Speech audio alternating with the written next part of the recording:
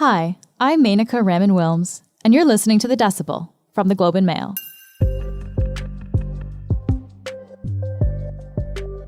For today's show, I sat down with Kristy Kirkup, my former colleague at the Ottawa Bureau. Kristy's a parliamentary reporter for the Globe. So good to see you. Yeah, good to see you too. I miss you. I know, I miss you too. Kristy will help us understand something that you might have noticed: empty shelves at the grocery store. One of the interesting things that is playing out in the food industry right now, this is according to experts and people who follow this really closely, is essentially this perfect storm that is resulting in some of the empty shelves that we are seeing. There's a lot of reasons for that.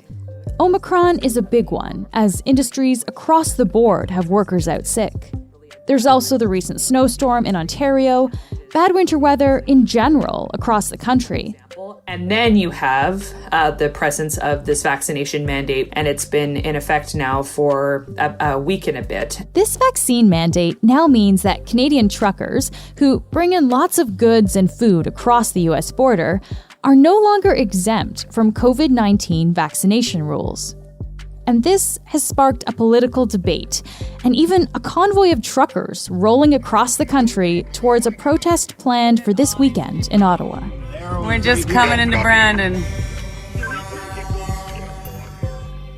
Yeah, we can jump into it if you're good to go. Let's do it. This is The Decibel.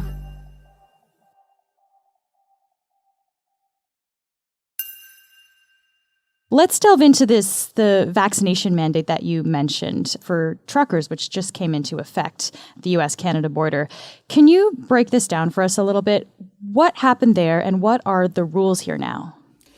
Yeah, so essentially the last couple of weeks have proved to be kind of confusing, and we can get into why. But essentially, back in November, the federal government made an announcement, which was that specifically truck drivers who had been previously exempt during the pandemic from specific quarantine measures, that they were now going to be subject to those measures and the vaccination requirements, and that this was going to be ushered in January. This was announced before Omicron was really, seen as being with us. So this is something, again, that the experts have pointed out, that the government had a certain policy plan in mind, and then things were looking a certain way and were improving, and then things started to take a dramatic turn.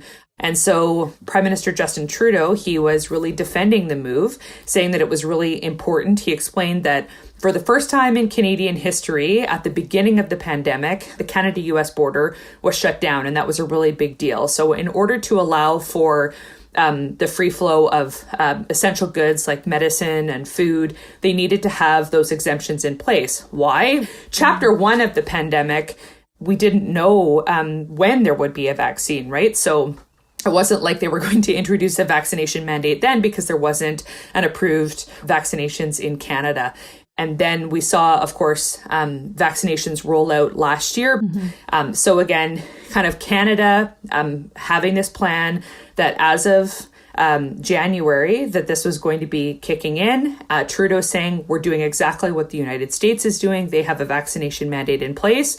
And so saying that in order to keep the supply chain safe and different people along the supply chain safe, that it was necessary for truck drivers at this very moment in the pandemic, now that there are approved vaccines and that there has been some runway, that this needed to be ushered in.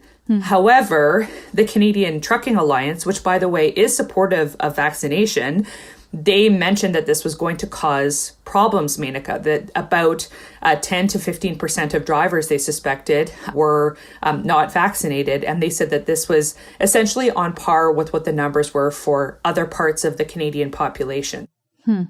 So at the beginning of the pandemic, truckers were exempt from the quarantine rules that the rest of us had to abide by. Yes. If you're crossing borders, you have to quarantine. So what is this change that was supposed to happen in mid-January exactly? If you're a Canadian citizen, you can't be barred at the border from entering the country. But what the rules are is that if you are not vaccinated, that you have to quarantine. And if you are vaccinated, then you can carry on your way. There are a lot of people right now who are upset about these rules being put into place. Who doesn't like these rules? The industry did flag to the government that this was going to create problems, because there's also the issues that have been going on in the trucking industry. And that includes a shortage of drivers, available drivers on the road. And so the Canadian Trucking Alliance had said that they were worried about the number of drivers and how this vaccination mandate was going to, again, reduce the number of available drivers that could be out on the road. However, the Canadian Trucking Alliance has made it very, very clear that they are not in support of the recent convoy that we have seen, where this is drivers from different parts of the country making a pledge that they're, making a big trek to Ottawa, and they're going to be vocalizing their very strong opposition to vaccination mandates. So I want to be very clear that the Trucking Alliance does not agree with this approach, and they have most certainly tried to distance themselves from it. But there are drivers who are part of this convoy, really organizing on social media, Menaka.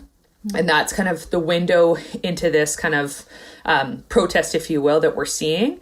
And we're also seeing people from different walks of life who are supporting the truck drivers that are at the center of this convoy. According to a GoFundMe page, some $4.3 million has been raised in the way of donations for the truckers who are part of this specific protest. So I think that just gives us an indication as to the degree of support that they're getting. Mm-hmm. We've also seen a number of Conservative MPs speaking out in support of this convoy, namely former Conservative leader Andrew Scheer, suggesting that the Prime Minister is essentially infringing on people's liberties. And hence, this is kind of part of the messaging of this convoy, if you will, that this is a freedom convoy, and the truckers are making their way to the nation's capital to vocalize their opposition to what the government is doing here.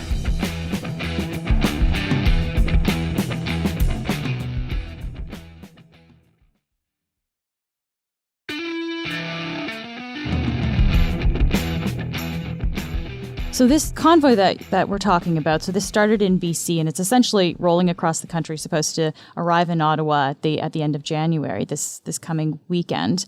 Do we know who's behind this convoy and who's kind of organized this fundraising effort for them?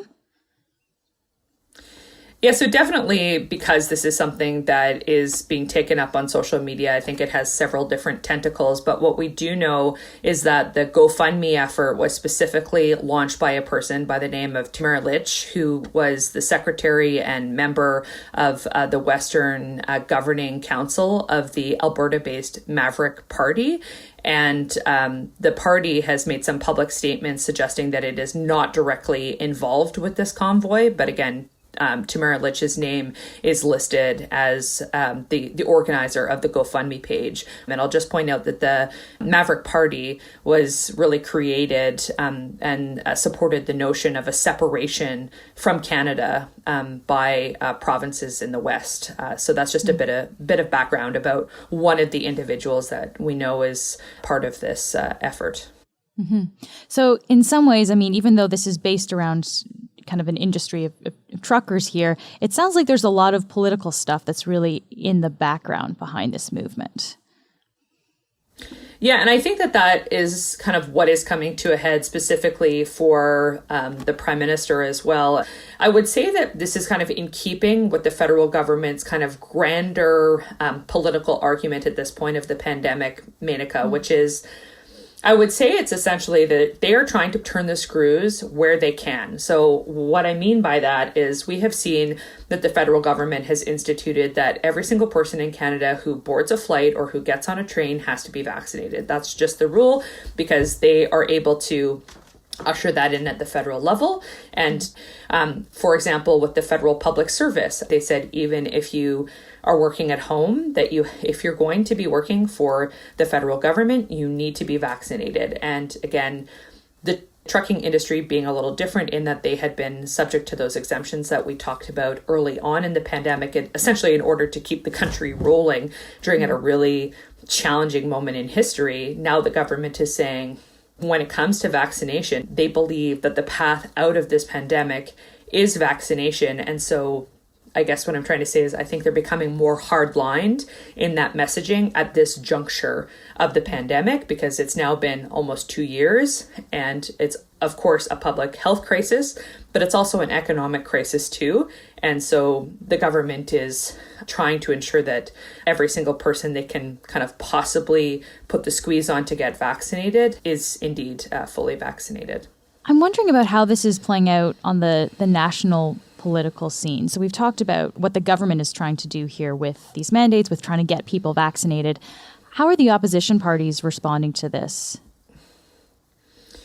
Yeah, so, I mean, the federal NDP has made it clear that they are on board with vaccination, but their transport critic did write to the transport minister suggesting that, the need for clarity, and also mentioning the issues with respect to the supply chain. And they felt that the government really needed to be keeping an eye on this. I was watching Aaron O'Toole's press conference yesterday where he is talking about supply chain stuff. But a lot of the questions that journalists were asking him were actually about this trucking convoy. Some Conservative MPs have expressed support online for the convoy. Can you give us a sense of, I guess, Aaron O'Toole's response to this situation here? Yeah, so Aaron O'Toole, for his part, seems to be trying to, he essentially suggested at this news conference that he was not going to be weighing in on a specific protest, that he doesn't see that being his role as leader. So if people are wondering, if he was going to show up at the, rally, whenever people arrive and converge in the nation's capital, I think we can draw from his comments that is likely not to be the case. That being said, we've seen a bit of activity again from some of the backbench Conservative MPs kind of posting videos of themselves recording messages of support. And, in the way of Aaron O'Toole, he's kind of trying to take a step back. And then other members of the caucus, I think, are clearly being allowed to say and do as they decide to do. Alleviate that. The most important of which is vaccines. And we encourage everyone to get vaccinated and to get boosted. You didn't answer my question about whether yes, I did, Glenn. You didn't say whether you are a critical tool. You didn't say whether you meet with them. And we need you didn't say what, to make sure we keep store shelves full. Maybe you can answer in response to my next question, sir. You can say whether you meet with them. That's why last week, Glenn, when the policy of the federal government for less than 24 hours. And just going forward here, do we have a sense of the next couple of months or the next few weeks, what we can expect on the supply chain front? It's unclear exactly where this story is going to go. People have suggested to me that this is kind of the beginning of the worst. I think they're anticipating that there's going to be more supply chain problems. That, again, if we just think about the weather factor, as I've kind of been laying out the various challenges, sorry to be the bearer of bad news, although I think a lot of us know that perhaps February is a challenging time of the winter and there can be a lot of snow, and this can create, so that plus, again, the projections around what's going to happen with Omicron and how this is going to be challenging, plus the presence of the vaccination mandate. Again, there's so many variables that come into play, and that's why I find this story really interesting as well, is that again, you kind of it's like layer upon layer of challenge. You have Omicron, which people didn't really anticipate was going to come, and the impact that would have on, again, a supply chain that involves real people moving goods and items across the border. And then you layer on top of that the challenges of driving in crazy snowstorms, for example. And then you have 10 to 15% of drivers who are part of, the existing crew that are not going to be able to be on the road because of this mandate. People might be thinking this is simplistic. It's not. There's layer upon layer of the story that kind of makes this interesting and frankly fluid in terms of what the impacts are going to be on a day-to-day or a week-to-week basis. When we talk about this issue, what's really at the core is, billions of dollars that are flowing across the border every single day. And so I think that sometimes we don't necessarily think about, the story of the fresh produce that you ended up picking up at the store, but it's made a long journey to a place like Canada, which, again, by the way, it's not like we have, an ever-growing supply of fresh peaches here in Canada. We just don't. And so, this is an industry that we all rely on, hence why I think this story is far-reaching in terms of its impacts, because people are just trying to figure out what What does this mean? How am I going to be affected? How's the consumer going to be affected? Is it going to drive up costs? And these are some of the themes, again, I think that have been picked up. Kristy, it was so great to talk to you. Thank you for being here. Likewise. Thank you so much. That's it for today. I'm Menaka Raman-Wilms. Michal Stein produced this episode. Our producers are Madeline White and Cheryl Sutherland. David Crosby edits the show. Kasia Mihailovich is our senior producer, and Angela Pacenza is our executive editor. Thanks so much for listening, and I'll talk to you tomorrow.